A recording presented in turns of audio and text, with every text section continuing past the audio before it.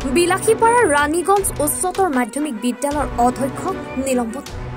এগৰাকী ছাত্ৰীক নিৰ্যাতন কৰাৰ লগতে একাধিক দুৰ্নীতিত লিপ্ত থকাৰ অভিযোগত নিলম্বিত হয় অধ্যক্ষ ধ্ৰুৱনাথ যোৱা বছৰৰ 28 ডিচেম্বৰ তাৰিখত বিদ্যালয়খনৰ ছাত্ৰী নিবাসত ছাত্ৰীক যৌন নিৰ্যাতন চলোৱাক লৈ সৃষ্টি হৈছিল উত্তপ্ত পৰিস্থিতি উক্ত ঘটনাক লৈ সাপতগাম থানাত ৰুজু হোৱা গোচৰৰ ভিত্তিত তদন্ত চলি আছিল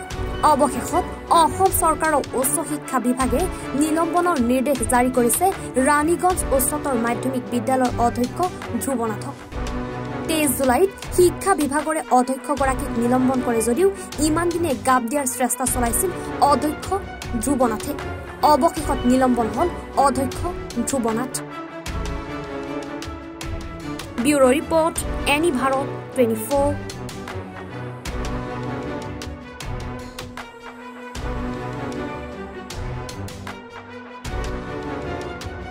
নমস্কাৰ মই অজয় ফুকন আৰু এইখিনিতে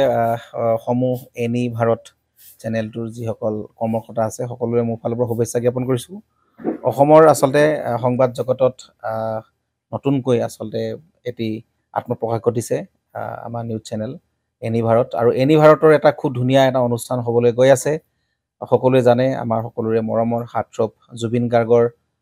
গানে কি আনে আচলতে জুবিন দাৰ সেই গীতৰ আধাৰত আমাৰ হিৰুদাই লিখা সেই গীতটি গানে কি আনে এই গানে কি আনে নামৰ এটি তেওঁলোকে সাংগীতিক ৰিয়েলিটি শ্ব' কৰিবলৈ গৈ আছে আৰু 15 আগষ্টৰ পৰা গোটেই আৰম্ভ হ'ব প্ৰথম অডিশ্যন অসমৰ ধেমাজি জিলাত আৰম্ভ কৰিব গতিকে সমূহ যিসকল প্ৰতিভা আছে যিসকলে গান ভাল পায় যিসকলে তেওঁলোকৰ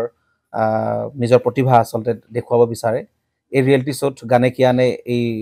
প্ৰতিযোগিতাত অংশগ্ৰহণ কৰক আৰু খুব ধুনীয়া আপোনালোকে সুবৰ্ণ সুযোগ লাভ কৰিব লগতে ইয়াতে পুৰস্কাৰ আছেই বিভিন্ন ধৰণৰ উপহাৰো আপোনালোকে লাভ কৰিব আৰু লগতে এগৰাকী